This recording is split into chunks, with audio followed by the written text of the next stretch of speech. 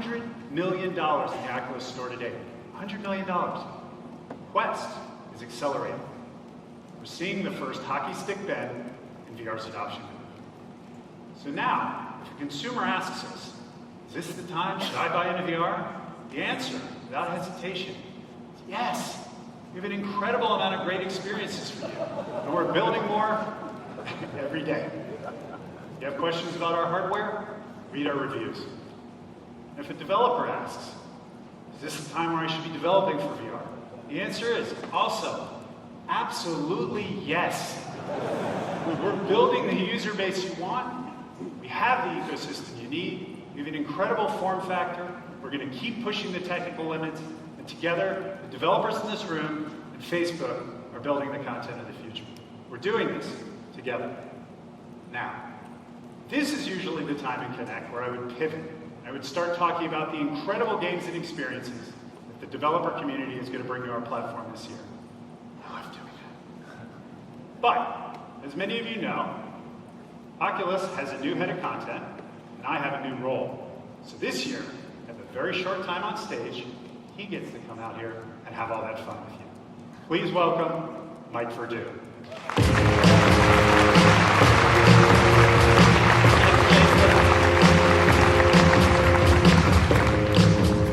So yes, VR is now. And the future has arrived. But it is just not very evenly distributed. One of my favorite quotes from William Gibson has never been so true for virtual reality. How many of you remember that?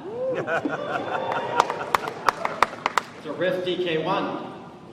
The future arrived for many of you when you first put that on. And VR has been coming to life around us ever since. And for a while, back then, it seemed like the future would break over the world like a wave and it would carry us with it into the promised land. But that's not how it happened. It's taken years. The future came from people one at a time. Fast forward to 2019.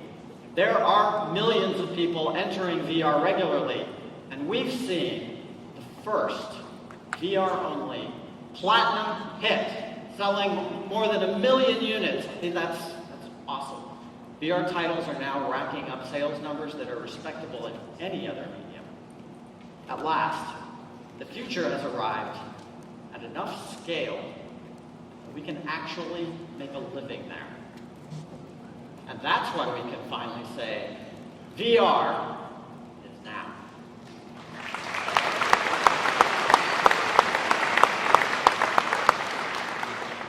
This is not happening by magic.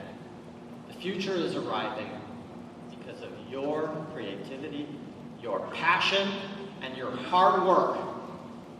I've been around the gaming industry long enough to see the birth of multiple platforms, and what made these platforms succeed? Developers and creators like you. So look around at your fellow pioneers who have carried the faith. You've been waiting for the world to catch up with you, and it finally has.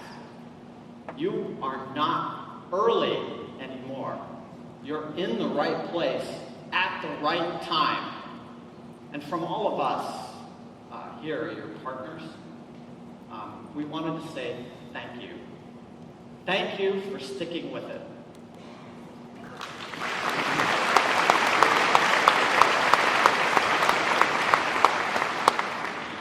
Now let's talk about Oculus Quest, because Quest is bringing the future to a whole lot more people.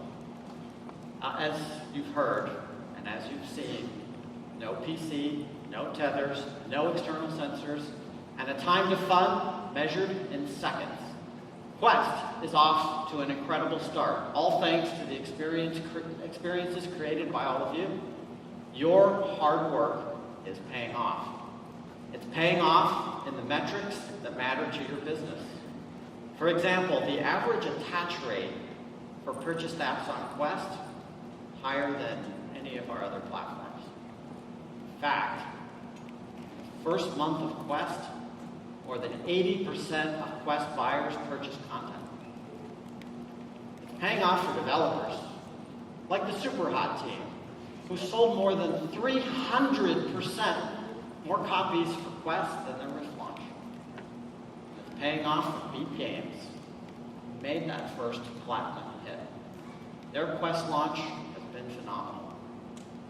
Their success is letting them land deals with the likes of Imagine Dragons, and they're on track to deliver more original music and major labels alike. Please join me in celebrating their success by giving a warm welcome to Vladimir Rinchar and Jan Orlowski from Beat Games.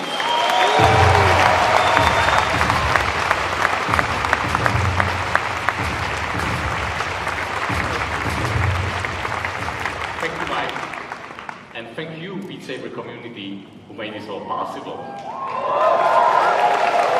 We are so grateful.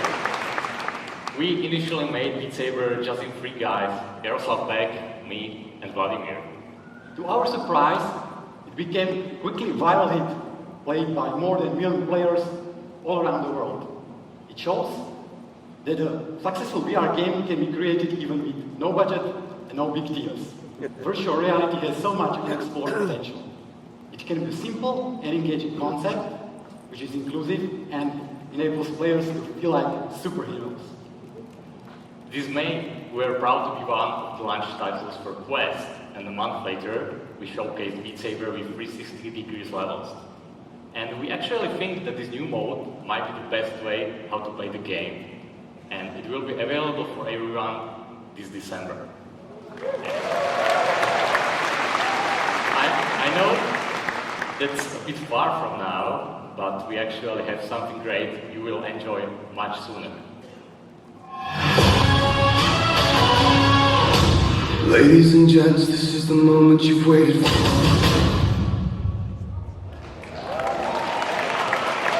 Yeah, that's right. We are announcing the new music pack. It's Panic at the Disco. And it will be out next week. We can't wait for you to try it. Thank you. Thank you.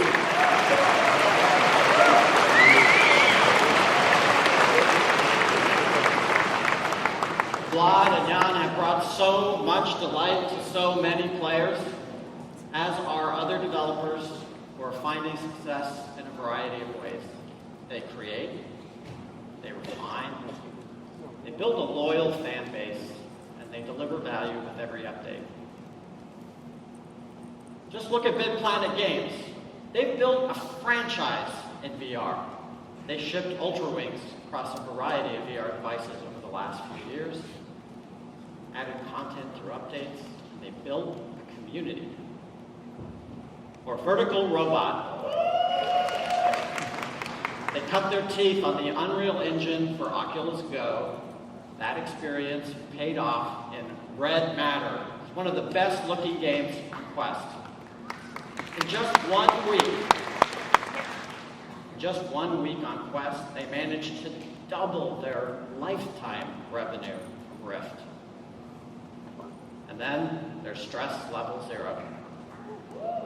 They've been shipping VR games since the early days, each title bolder than the last. Their upcoming game, Boneworks, is an impressive display of physics and the use of touch. We're pleased to announce that a new title in the Boneworks universe is coming to Quest next year.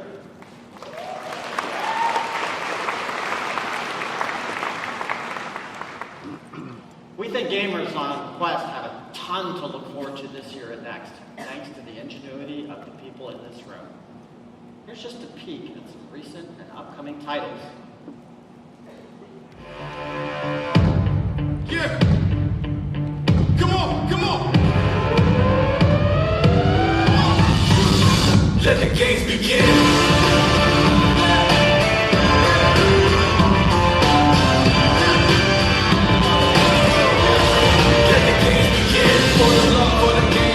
My last name, cause I'm married to it.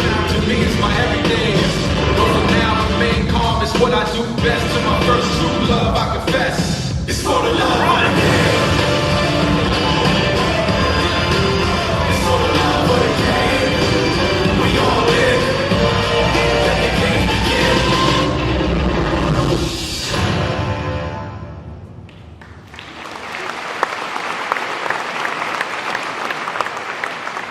There are more than 100 games and other products slated for Quest by the end of the year, and even more coming in 2020. And speaking of things to look forward to, one of the definitive experiences on Quest has been ILM X Lab's Vader Immortal.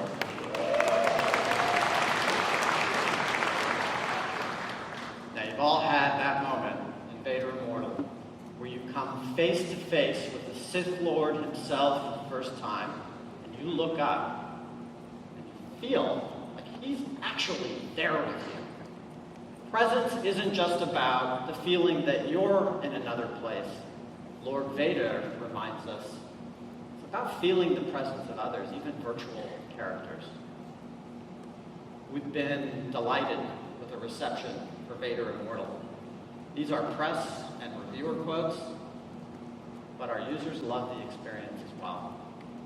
Our most upvoted user review says, "I still can't wipe this stupid grin off my face. I can't wait for episode 2." And the team at ILM X Lab has been hard at work on the next chapter. And to tell you more, I'd like to introduce Jose Perez III and Alyssa Finley.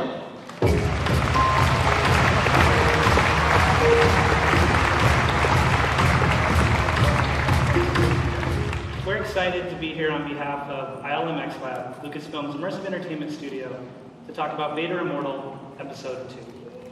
Yeah, the latest episode of this groundbreaking VR series picks up right where the previous one left off, with Darth Vader teaching you the Force.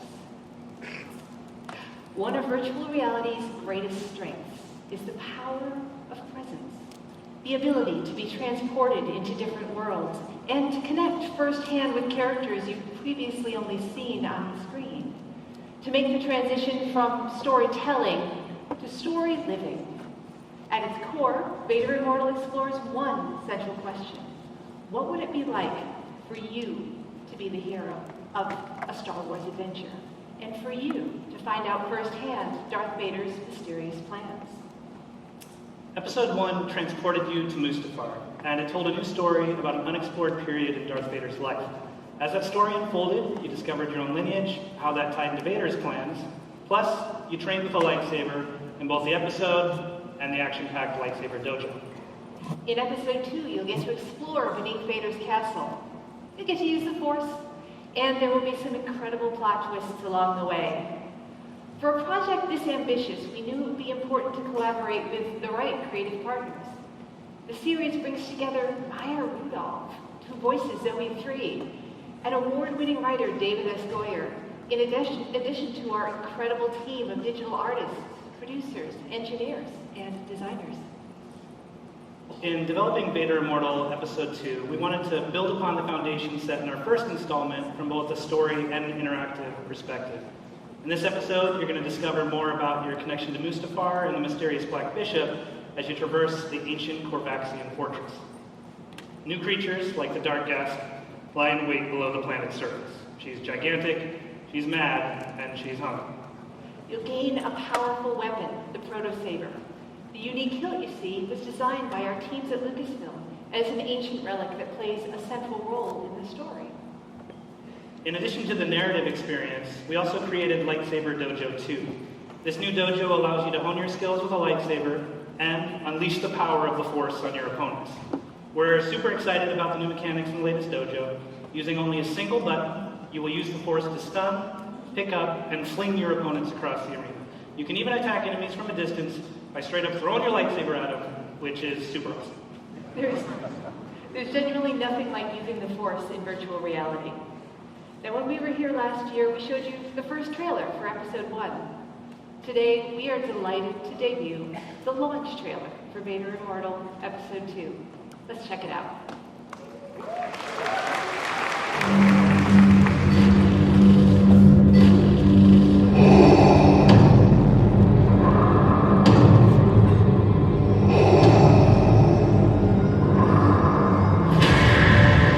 The Force is more powerful than you can possibly imagine.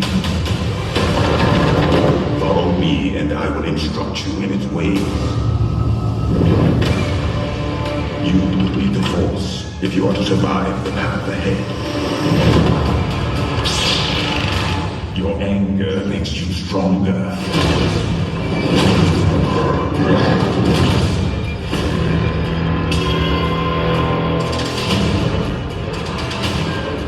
Incredible, Captain! How are you doing that? You can unlock the secrets of life and death.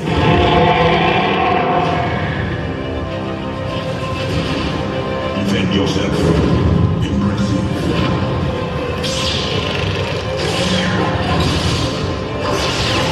Catch me up. I don't understand why you never mentioned that you had the Force.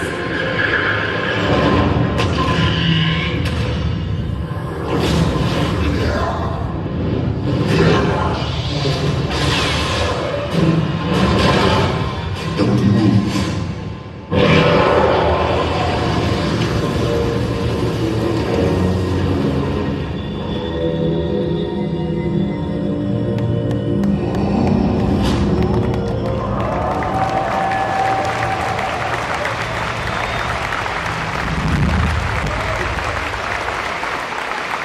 That's right.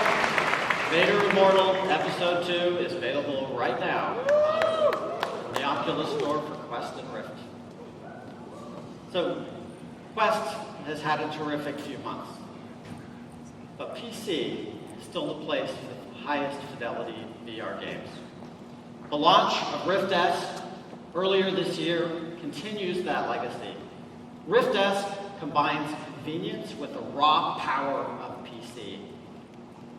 We launched Rift S to bring more people into VR, and we're excited to see that it's actually working. More than 60% of people activating Rift S are completely new to Oculus. The state of the art for high-fidelity gaming continues to evolve. With the unrivaled power of PC and the Rift platform, gamers can look forward to two of the biggest VR games yet: Asgard's Wrath and Stormland.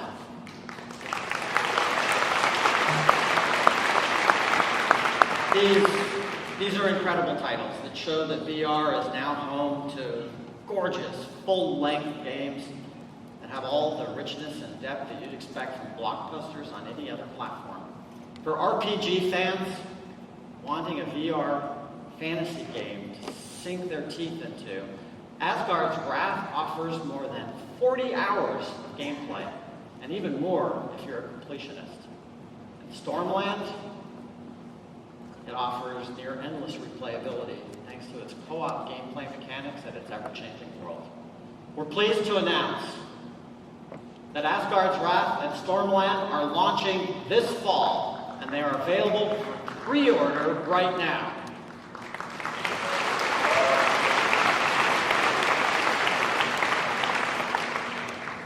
And everyone here, you're getting these games for free.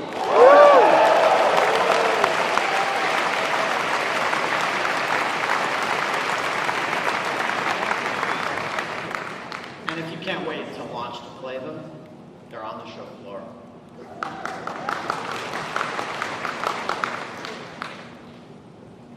Wanted to end on something special. Yeah. Sometimes an opportunity to work on a remarkable project comes along. And 2 years ago, we announced a partnership between Oculus Studios and Respawn, creators of the hit games Titanfall, Apex Legends, and the upcoming Star Wars Jedi Fallen Order. The team at Respawn has been hard at work, leaning into the creative potential of VR to make an amazing game. One that simultaneously leaps into the future, but also takes Respawn back to its roots. Today, they're ready to reveal what it is. Not only does it push the action genre in VR forward, but it is a humbling example of what VR can do for games, for players, and the way we look back on history itself. Take a look.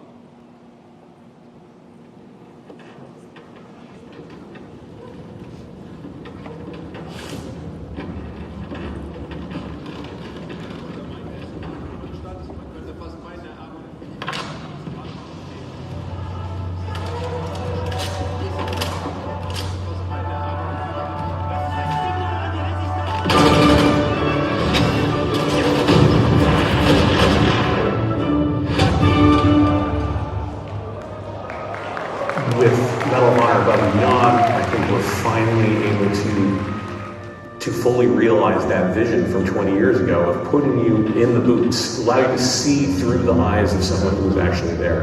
And that's been the most exciting and fulfilling part of the project. There's no moment in this game where like you're just relaxed, right? You're in a war zone. You are a member of the OSS, the Office of Strategic Services. That allows us to tell a story where the player gets to go to all these incredible places. VR adds such another level to it just because people want to naturally interact with things how they do in the real world. Whether you're inside a Sherman tank or at an airfield or sneaking into a Nazi subbase, the level of immersion is unprecedented. Through the power of VR, you're climbing a wall, you're pulling out your gun, you're catching a grenade in midair and throwing it back. Those are all things that you end up doing yourself. It's exciting and it's terrifying and it's fun and it's cool kind of helping create these experiences for people. We are making a game about the reality of World War II. So for us, the authenticity was everything. When you put that headset on, you feel like you're back in World War II era Europe. It's a very surreal experience to be there without being there. You're not watching history on a flat screen. You're experiencing history with your own eyes.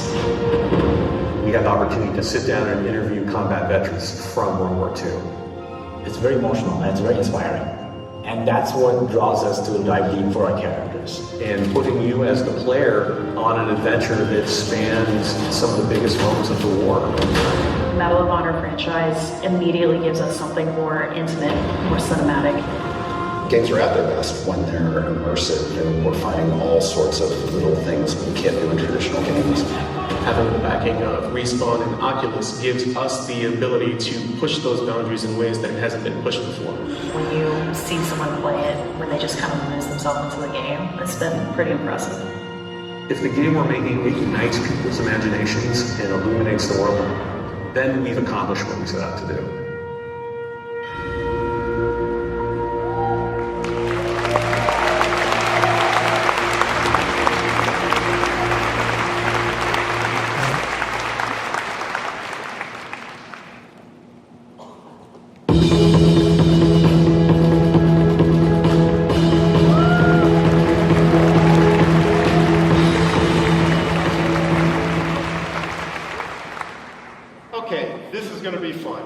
Today's VR is super cool, no question about it, but now I'd like to talk about the future. Especially since this has been a magical week for me in that respect, thanks to two wonderful additions to my world. The first is the Control Labs team, who will be joining Facebook Reality Labs to help build the interface of the future.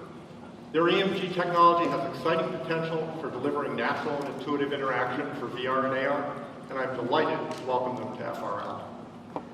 The other is the birth of my first grandson, which has made the future much more tangible.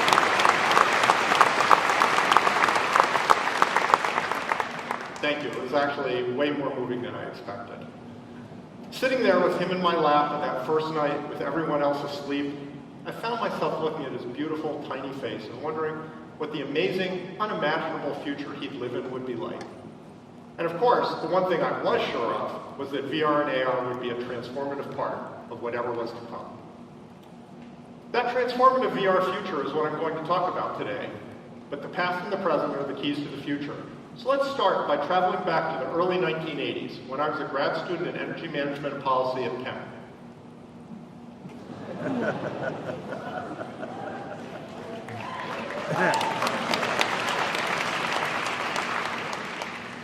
As you can see, I hadn't yet discovered blue button-down shirts, or, for that matter, personal grooming.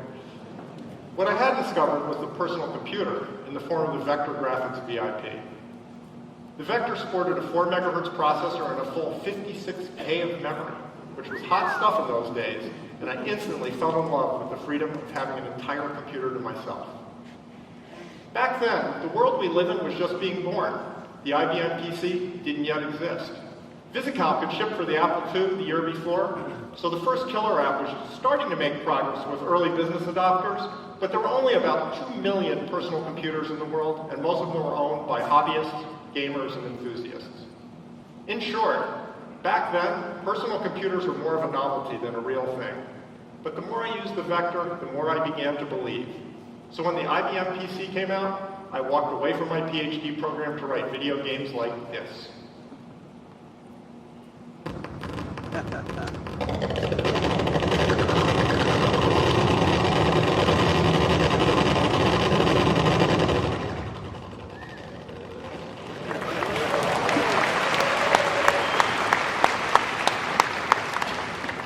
Appreciate that because you have no idea how hard it is to make that happen with a few thousand instructions per frame. Writing those games was about the most fun I ever had, although my new direction caused considerable concern among family members who thought I was throwing away my career. That was an entirely reasonable opinion, because in 1982, personal computers hadn't really started to change the world yet. But they would, and because I had had the faith to be there at the beginning, before everything went big, I've had the opportunity to contribute in many ways, from games to operating systems to graphics and more.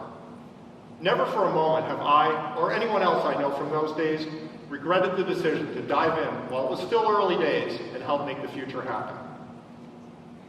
Unless you lived through it, though, it's hard to comprehend just how much things changed as the personal computer revolution proceeded. Here's what human-oriented computing looked like when I wrote Cosmic Crusader. Then, here's what it looked like while John and I were working on Quake 15 years later. And finally, here's what human-oriented computing looks like on my work phone now. That is how much a truly revolutionary platform can change things over the years. Okay, back to the present. Let's map today's VR onto that same long-term trend line. VR certainly has as much long-term potential as the personal computer. In fact, I believe it will ultimately become the most powerful creative and collaborative environment that has ever existed, as I'll discuss later. But realizing the full potential of VR will take decades, just as it did with the personal computer. Right now, I'd say VR is clearly farther along than the personal computer was when I wrote Cosmic Crusader, what with Quest and Rift S, a broad and varied app portfolio that includes a million seller, and rapidly emerging enterprise applications, all growing nicely. VR is in a good place right now, and it's easy for us true believers to see where the trend line is headed in the long run. But realistically, we're still pretty close to the beginning of what's going to be one of the great technological revolutions of all time, which is actually awesome. It means that right now we're in the most exciting place. Most of the good stuff is yet to come, and it's our community that's going to make that happen. But it also means that VR is advancing on two different timescales. In the near term, the next 5 years or so, VR needs to grow as rapidly as possible. And that's happening in a big way between us getting great headsets out there and a strong ecosystem build, and all of you creating the applications that will take VR into the mainstream. As Jason Rubin said, VR is happening now. At the same time, there's another future after this one, the next big step up that long-term trend line, a quantum leap to a whole different level that will be built on the work all of us are doing today. And when that future arrives, VR will explode the way the personal computer did nearly 40 years ago. VR hasn't changed the world yet, but it will. Of course, I'm preaching to the choir. You're working on VR precisely because you believe it will change the world. The interesting question is, when? Well, I have some good news and some bad news. I'll start with the bad news. I've made specific predictions about the timing of that quantum leap twice before at Oculus Connect, and both times I was too optimistic. This year, rather than making yet another prediction, I'm going to invoke Hofstadter's law. It always takes longer than you expect, even when you take into account Hofstadter's law.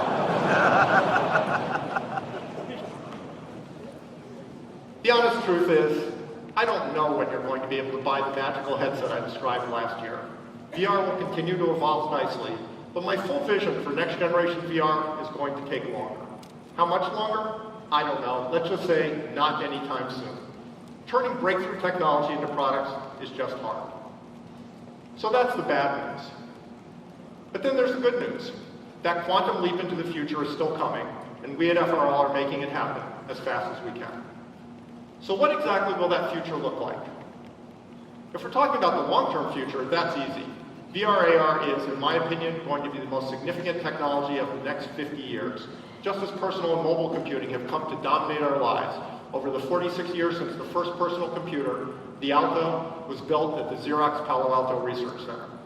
Xerox PARC started a revolution that ultimately led to every one of us either interacting with or being just seconds away from the virtual world almost every waking minute. That virtual world has touched nearly every corner of our lives, but there's one great limitation. We interact with it almost exclusively through two-dimensional interfaces, along with very limited audio. If you think of a human as a CPU with memory, input, and output, admittedly, not the most romantic framing, but accurate, then it becomes clear that the data received on the inputs are senses, and the actions induced by the outputs, our motor controls, must define the full range of experiences that we can have in the world. Given that, our lives are enhanced if we can bring more useful information to our senses and perform actions that have more useful effects, resulting in better, more satisfying experiences, which is precisely why virtually every one of you has a smartphone with you right now. But relative to what you're capable of, that smartphone is a very low bandwidth channel.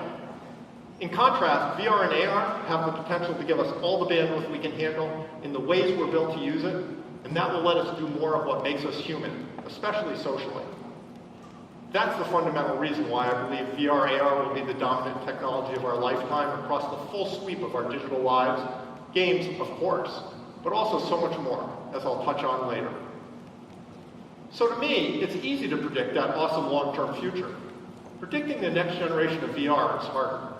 I'm happy to share my thoughts with you, but there are all sorts of opinions about what the future of VR will be, and opinions are a dime a dozen. The most useful way to learn something meaningful about what's coming is to live by Alan Kay's great quote. The best way to predict the future is to invent it. That's what we're doing at FRL, and I view these talks at Oculus Connect as our yearly postcards from the future of VR. Today's postcard will share some of the recent progress we've made on inventing the future in optics, machine perception, and avatars. What I'm about to share is actual working prototype technology, not mocked up demos or concept art. Let's start by following up on varifocal and the half-dome prototype, last seen at F8 more than a year ago. The headset we shared at F8 was the result of several years of research and prototyping of advanced display systems. Half Dome was our first prototype to achieve two milestones. First, using Fresnel lenses, it supported a 140-degree field of view.